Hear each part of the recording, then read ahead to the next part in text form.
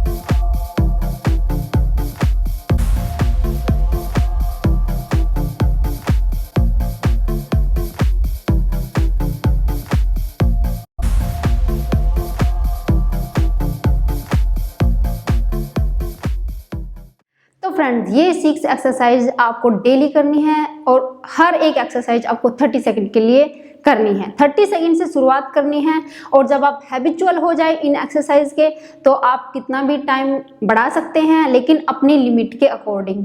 Limit से बाहर होके नहीं करनी है। लिमिट से बहुत ज़्यादा एक्सरसाइजेज भी हमारी बॉडी के लिए अच्छी नहीं होती है, तो इसलिए लिमिट में रह के करिए। लेकिन अगर लिमिट में रह के आप सावधानी के साथ एक्सरसाइज करते हैं तो आपकी बॉडी 100% शेप में आ जाएगी। जहाँ से भी एक्स्ट्रा फैट निकला हुआ है वो रिड्यूस हो जाएगा।